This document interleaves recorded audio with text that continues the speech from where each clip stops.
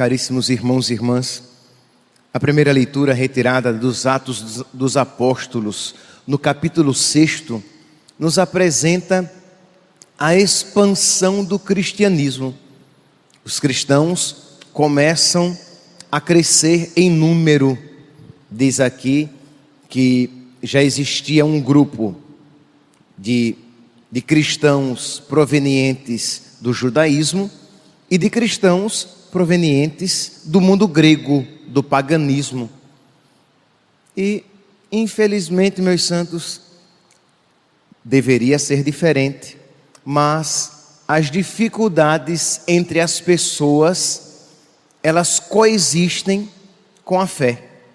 Então, eles tinham fé, mas já começava a existir alguma rivalidade, despeita, intriga, inveja, concorrência, orgulho, falta de humildade. Por quê? Porque um grupo começou a dizer que era preterido, isto é, que era deixado de lado.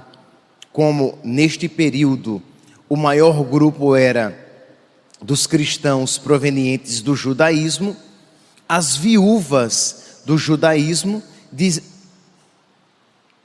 as viúvas provenientes do paganismo diziam que as viúvas provenientes do judaísmo eram melhor tratadas. Elas tinham as suas necessidades mais rapidamente atendidas e as provenientes do paganismo eram deixadas de lado, eram esquecidas, já que existia um trabalho de assistência para as viúvas. Pois bem, então os apóstolos vendo esta dificuldade, eles viram que eles mesmos não tinham condições de fazer aquele serviço e que não era correto, não era bom, não era certo que eles deixassem a pregação da palavra para atender às mesas. Era este, digamos, o nome dado àqueles que serviam os cristãos necessitados, que fizessem esse trabalho de caridade. Então está aqui, Atos dos Apóstolos, capítulo 12, capítulo 6, versículo 2. Então os 12 apóstolos reuniram a multidão dos discípulos e disseram: não está certo que nós deixemos a pregação da palavra de Deus para servir às mesas. Vamos então escolher 7 homens cheios do Espírito Santo, de boa fama, repletos de sabedoria, que se encarreguem desta tarefa e a façam com justiça. Muito bem, mas aqui eu gostaria de meditar com vocês esta afirmação: não é correto que nós deixemos a pregação, o serviço da palavra. Isto é, se eles fizessem aquele serviço bom, que era servir os irmãos, eles não dariam a atenção devida à pregação da palavra. E é claro, meus irmãos, que aqui os apóstolos estavam se referindo também à vida de oração, porque vida de oração e ministério da palavra, vida de oração e pregação da palavra são duas realidades distintas, mas inteiramente, intrinsecamente relacionadas, porque a boca fala daquilo que o coração está cheio. A boca precisa falar daquilo que Deus lhe falou ao coração, de modo que dedicar-se ao ministério da palavra significava também dedicar-se à vida de oração. E se eles fizessem tantas coisas, eles não teriam tempo de se dedicar tanto quanto deveriam à vida de oração, para que o ministério da palavra fosse fecundo, para que o ministério da palavra fosse eficaz. Meus irmãos, aqui, esta consciência dos apóstolos da necessidade de uma vida de oração deve despertar a consciência de cada um aqui. Isto é, nós precisamos ter vida de oração. Por quê? Porque senão, aí você vai dizer: mas padre, mas eu não tenho ministério da palavra, eu não prego a palavra. Sim, talvez você não tenha um ministério explícito da palavra, mas você é chamado a testemunhar a sua fé. E sem vida de oração, não há testemunho de fé. Você é chamada a praticar a virtude, a paciência, a bondade, a generosidade, o amor aos irmãos, o amor a Deus. E sem vida de oração, você não consegue, porque sem vida de oração, você olhará as virtudes como realidades tão distantes que impossíveis. E você vai cair no desânimo.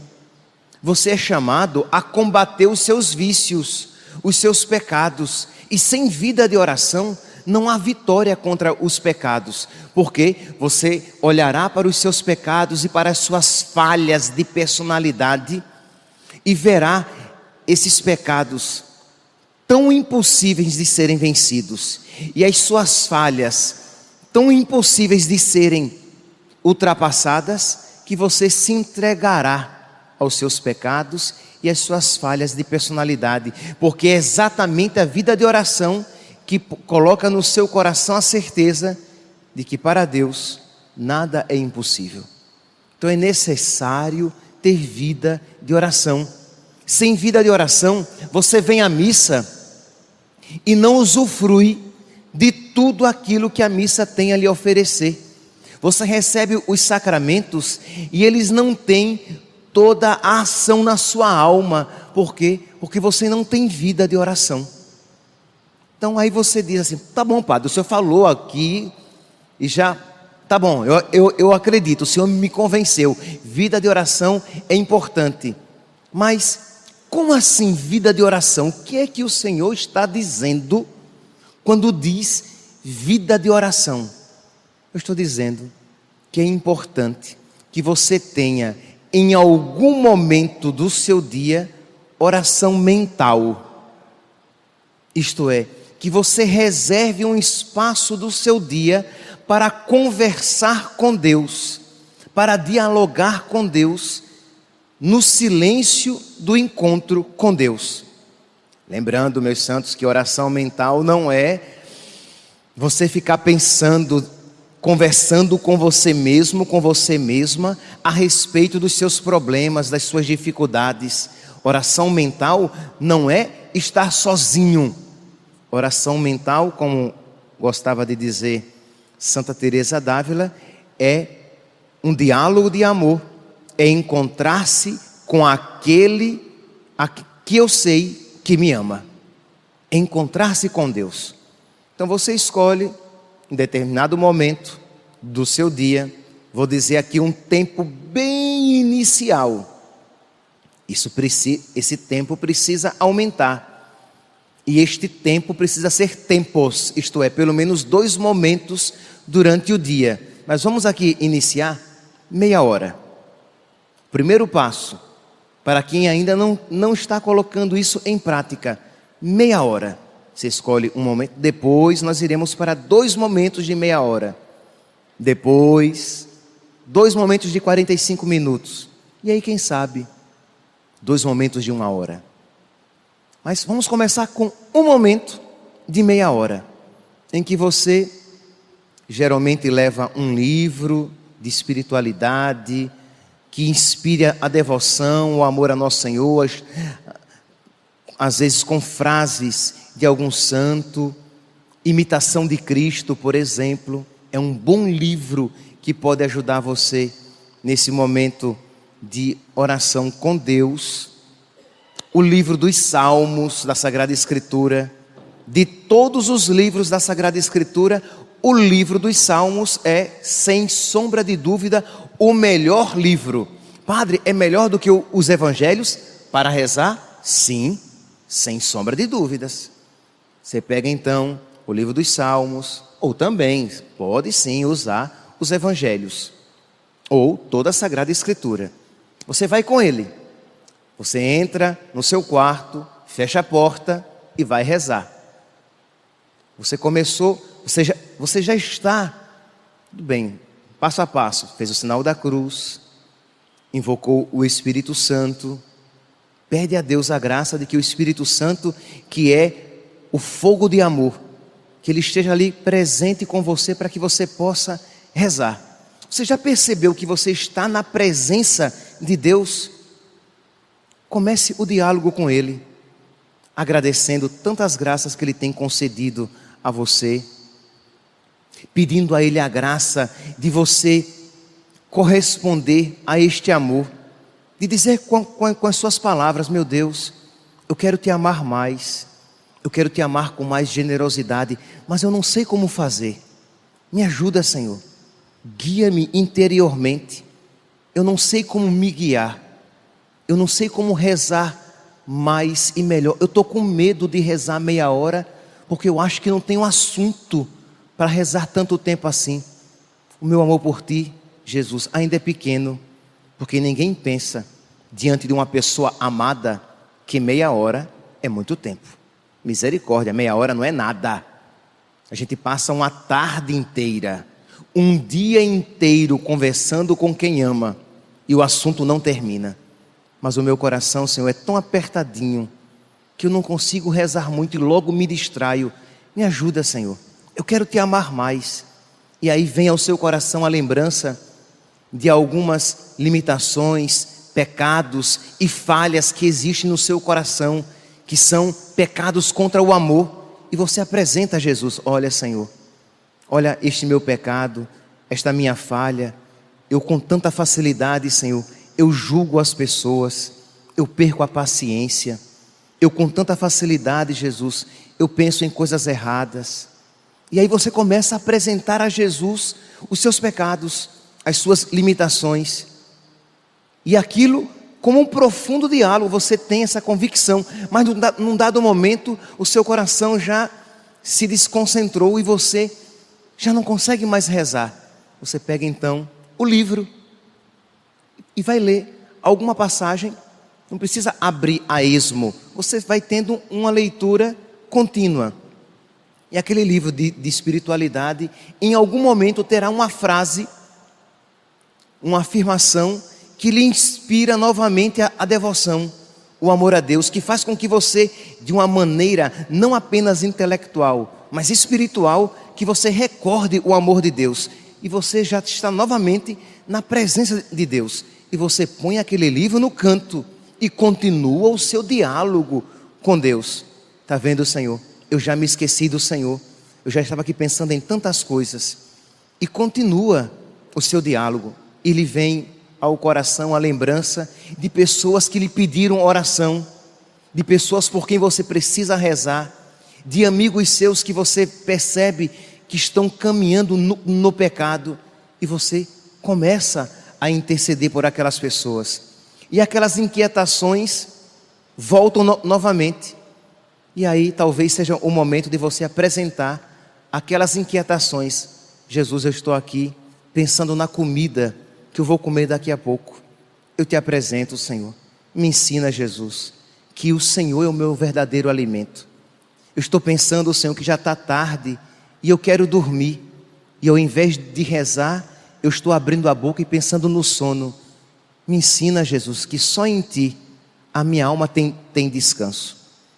Me dá, Senhor, a sabedoria de que vale um corpo descansado, mas uma alma inquieta. Mas a minha fé, Senhor, é tão pequena. E aí você está rezando e lhe vem pensamentos. Tantas pessoas têm a experiência de virem pensamentos horríveis no momento da oração. E você diz: olha, Jesus, os pensamentos que eu estou tendo agora, a minha alma é tão feia, mas o teu amor é tão grande, que se eu sou tão feio assim e o Senhor me ama, é porque o seu amor é grande. Não é assim? Quando a gente vê uma pessoa, sei lá, uma mulher bonita, casada com um homem muito feio, por exemplo, vai dizer: nossa, ela ama esse homem demais. Porque imagina, ela é tão bonita e ele é feio que dói. Mas ela ama. E quem ama o feio, bonito lhe parece, não é assim que se diz? Ela ama. Assim somos nós. Nós somos feios de doer. E Deus nos ama, porque o amor dele é grande.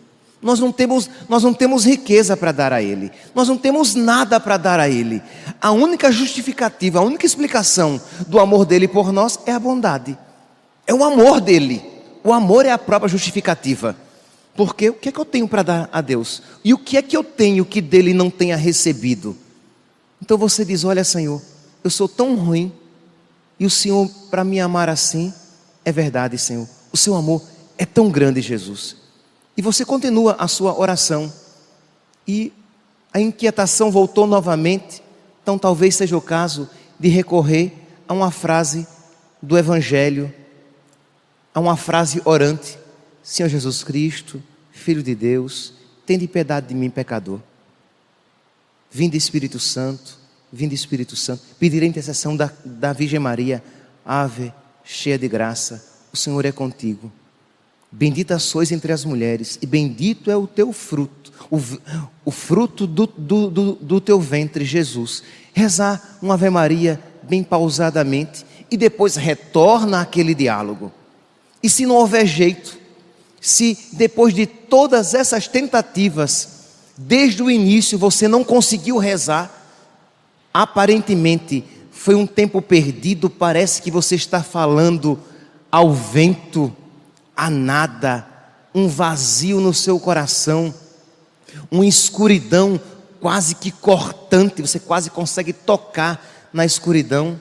Você então, iluminado pelo Evangelho, você diz: eu sou um bem-aventurado, porque eu creio que o Senhor está aqui comigo, sem eu ver. Não foi isso que Jesus disse lá em João, no capítulo 20, versículo 29, quando ele falou com Tomé: Tomé, você está crendo porque você me viu, mas bem-aventurados, felizes, os que creem sem ver. E você diz: olha, Jesus, eu não estou te vendo aqui, eu não estou sentindo a tua presença, mas eu creio, o Senhor está comigo, porque o Senhor é fiel. E você faz a sua oração desprovido de sentimento, mas provido de fé. Eu creio, Senhor, eu creio que tu estás presente, e provido de amor, porque você está pedindo a Deus a graça de amar. Perceberam, meus santos? Esse exercício constante fará você crescer cada vez mais na fé em Deus, no amor a Deus, e por causa de Deus, no amor aos irmãos. No amor a Deus e por causa de Deus, na vitória contra os seus pecados. No amor a Deus e por causa de Deus, na perseverança em não se entregar às suas limitações e fraquezas. Vai crescer no amor a Deus, e por causa de Deus você vai ter cada vez mais intimidade com aquelas graças que Deus lhe concede, com a oração, com os sacramentos, nas pequenas penitências. Os apóstolos que viram o Senhor estavam conscientes de que eles não podiam deixar a oração de lado, não poderiam deixar de lado a pregação da palavra. Peçamos a Deus neste sábado, em que nós nos recordamos tão ternamente da Virgem Maria, nossa mãe, que ela nos ajude, ela que é a Virgem do silêncio, que ela nos ensine a silenciar. Muitos aqui não rezam, não é só por preguiça, é também, mas é por dificuldade de silenciar. O silêncio é doloroso, o silêncio incomoda, porque parece inócuo, parece sem fecundidade o silêncio. Peçamos a Nossa Senhora que ela nos ensine a silenciar, e no silêncio ela nos ensina a encontrar nosso Senhor. Louvado seja nosso Senhor Jesus Cristo.